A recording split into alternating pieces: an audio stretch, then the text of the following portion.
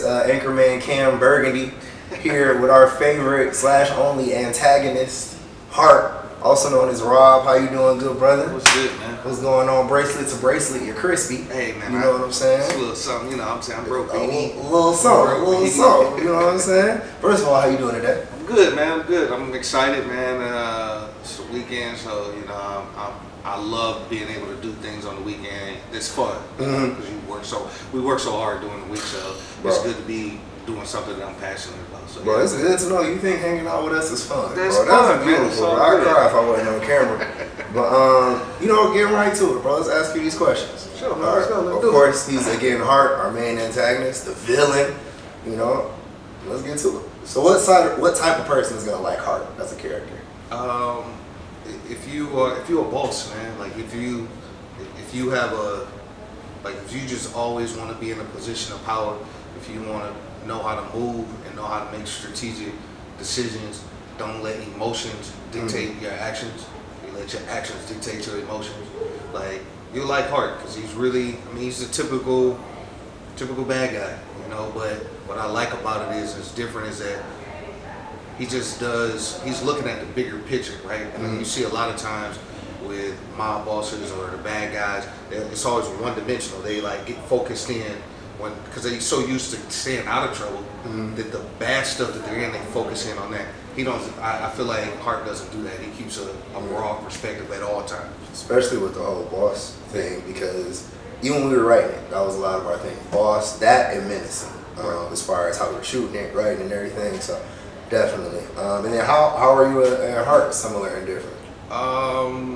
That's just my mentality. I feel like I live by a lot of different rules, but specifically like the 48 laws of power. And I feel like when I was reading the script and when you guys brought it to me, and then me being who I am, like I'm just grown, man. I'm a grown man, you know, and like I've been through a lot, and so like being able to kind of take my personality and the things I've been through and kind of focus that energy of being serious and being straightforward and kind of being direct with things.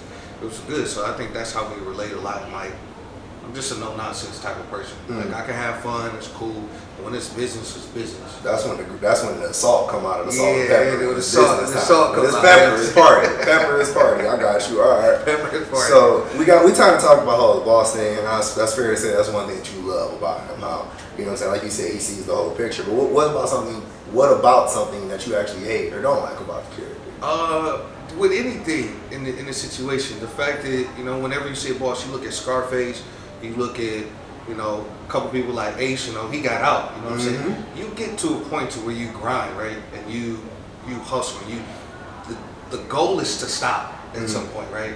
But sometimes people can't stop. And Hart being who he is and all the success that he's had outside of the streets, why are you going back?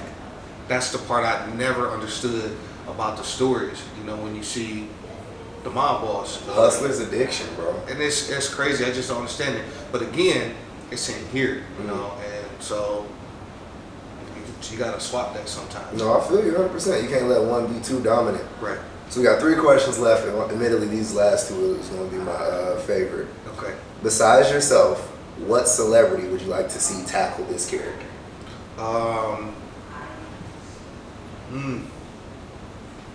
That's hard. That's a really good question. I think I'm trying to stay away from power, man, because everybody's on the power thing right now. But if I had to pick someone, I'm gonna pick my favorite actor, man, Jamie Foxx. My favorite actor too. Jamie Foxx, Jamie Foxx, Will Smith, a couple other people. I feel like Jamie Foxx, like he's like a mentor. Like, I look at everything he does, and I'm so glad he got out of just the comedic side of things, and then see him in Ali, to see him in Ray, to see him in Sleepless, these type of more serious roles, and he's just super duper talented. Cold. That's why you got an Oscar, bro. Yeah. Like, he's cold, talented, and a black man who ain't never been in trouble. Exactly. Ain't no scandals for Jamie Foxx, bro. So I feel you there for sure. Second to last question. Also, besides yourself, which actor in this production is going to blow people away? That's hard.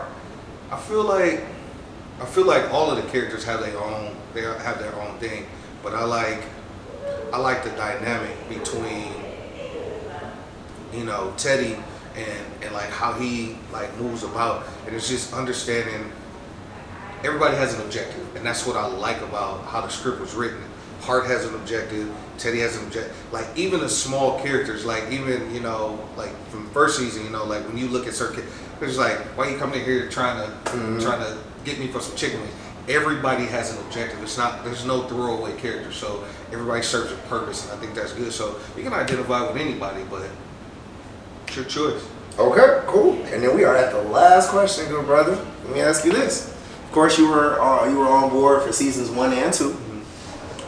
What do you like best, or what did you notice as far as differences between how we handle season 1 and then now season 2?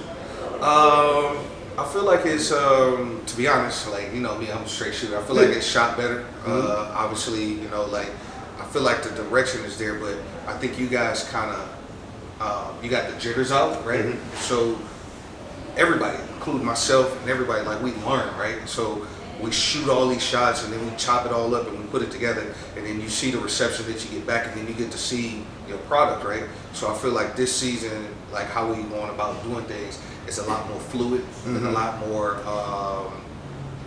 again, we have an objective, right? And so we know, don't do this, we might be able to do this, but for sure this works, right? And so now that you have your baby, right, you can kind of mold everything around that, and then you can pause.